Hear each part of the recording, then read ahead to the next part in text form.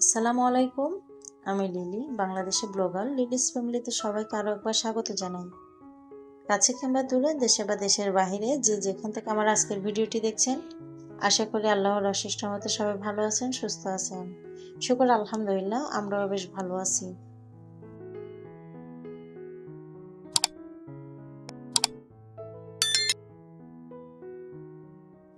ছুটির দিন হওয়াতে আপনাদের ভাইয়া আজকে বাসায় ছিল। বেশ কিছু সিঙ্গারা নিয়ে আসছে বাইরে থেকে।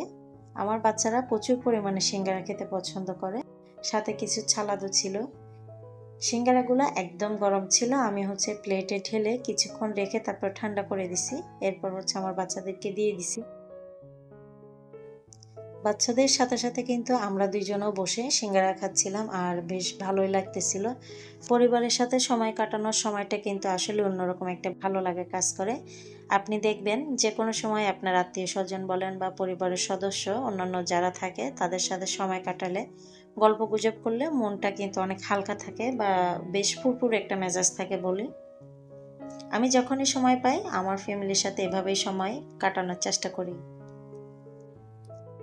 সিঙ্গারা খাওয়ার পরে তারপরে চলে আসছি আমি রান্নাঘরে। আমি যখন ভিডিও শ্যুট করি বা ভিডিও করব ওই মনোভাব নিয়ে কাজ শুরু করি, তখন সবচেয়ে আগে যেটা করি, অনেক সময় দেখা যায় রান্না করার পরে আমি আমার চুলোর এই যে কর্নারটা এটা পরিষ্কার করে রাখি। আবার অনেক সময় দেখা যায় বাচ্চাদের কারণে তাড়াহুড়া করে বেশ একটা ময়লা হয়ে যায় বা পরিষ্কার করা হয় না।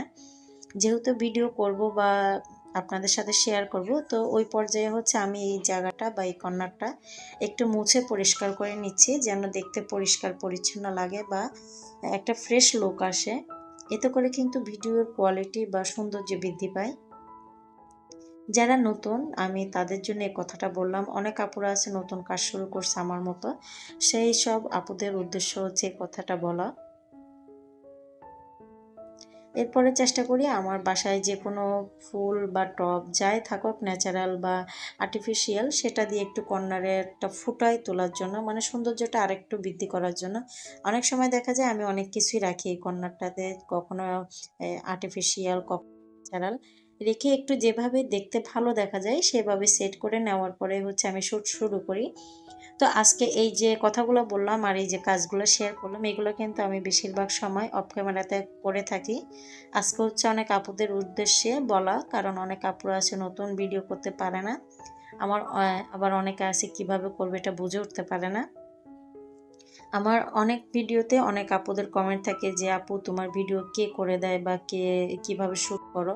তো সেই সব আপুদের উদ্দেশ্যে এই কথাগুলো বলে দিছি। আমি সব কিছু গুছায় ম্যানেজ করে নিয়ে একে একে শ্যুট করি বা এক একটা কাজ স্টেপ বাই স্টেপ করি, তখনই শ্যুট করি।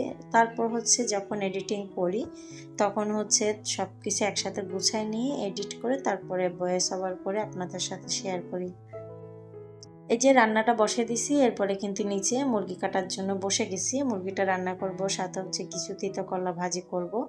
তো একটা কাজ করে যদি বসে থাকি, অবসর সময় কাটায়, দেখা যায় যে অন্যান্য কাজগুলো কিন্তু এগোয় না বা জমা হয়ে পড়ে থাকে। তো এই জন্য চেষ্টা করি যে কোনো একটা কাজ করতে বসায় দিই, যেটা করলে হয়তো বা পরবর্তীতে একটা কাজ কমে যাবে। ওইভাবে স্টেপ বাই স্টেপ কাজগুলো করে নিই আর স্টেপ বাই স্টেপ তো এইভাবে শ্যুট করি।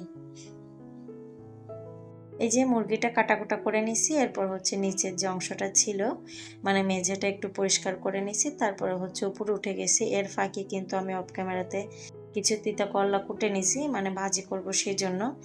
আর সাথে কিছু আলুও দিয়ে দিছি। আমাদের বাসায় গিয়ে আপনাদের ভাইয়া বেশিরভাগ সময় তিতে করলাতে আলু দিলে খেতে পছন্দ করে।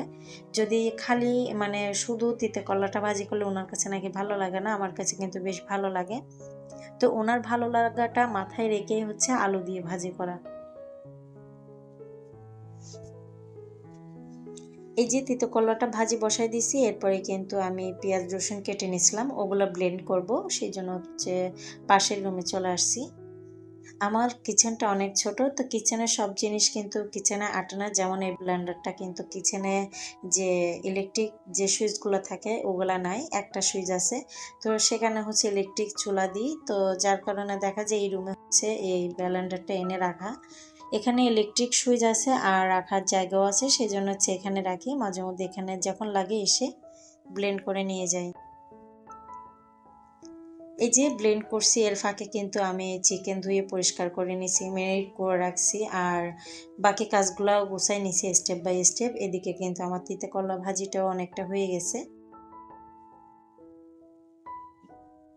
ভিডিওর এই পর্যায়ে এসে সব আপুদের উদ্দেশ্যে বলব, যারা আমার ভিডিওটা দেখতেছেন বা এই মুহূর্তে ক্লিক করছেন, ভিডিওর কোনো একটা অংশ যদি আপনাদের কাছে ভালো লেগে থাকে, প্লিজ ছোট্ট একটা ভিডিও লাইক দিয়ে ভিডিওটি কন্টিনিউ করবেন।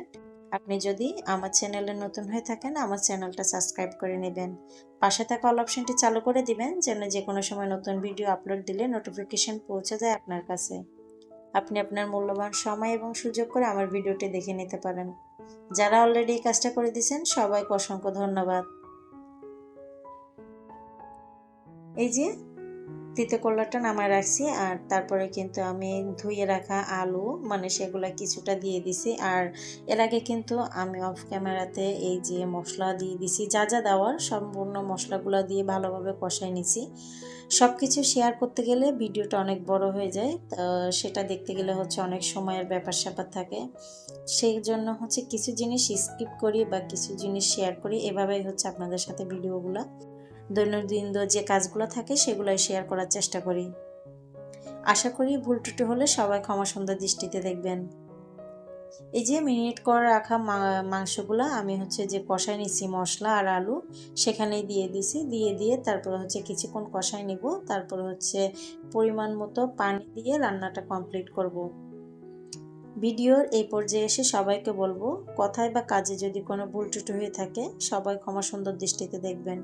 অনেক সময় দেখবেন যে কোনো কাজে বা কথায় আমাদের মনের অজান্তেই কিন্তু অনেক ভুল ত্রুটি হয়ে থাকে, যেটা আমরা আসলে বুঝতে পারি না বা জানতে পারি না, বা বুঝতে পারলে অনেক দেরি হয়ে যায়। সেই জন্য হচ্ছে বারবারই বলি, যদি কোনো ভুল ত্রুটি হয়ে থাকে সবাই ক্ষমা সুন্দর দৃষ্টিতে দেখবেন।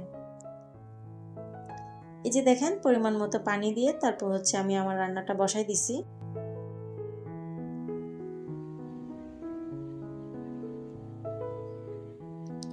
এরপর হচ্ছে ঢাকনা দিয়ে রান্নাটা কমপ্লিট হতে থাকবে। আমি হচ্ছে আমার অন্যান্য কাজগুলো করে নিব। বাসায় তিতে করলা আনা হয়েছিল, তো ওখানে হচ্ছে 2টা তিতে করলা রেখে দিছিলাম। এর আগের দিন কিছু তিতে করলা ভাজি করছিলাম।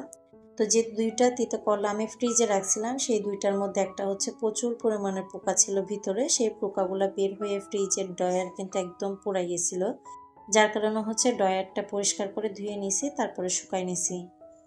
এদিকে মেয়ে কান্না করতেছিল, যার কারণে হচ্ছে মেয়েকে কোলে নিয়ে রান্নাটা চেক করে নিচ্ছিলাম। আর রান্নাটা কমপ্লিট হয়ে গেছে, আপনাদের ভাইয়াকে বলতেছিলাম যে রান্নাটা কমপ্লিট হয়ে গেছে।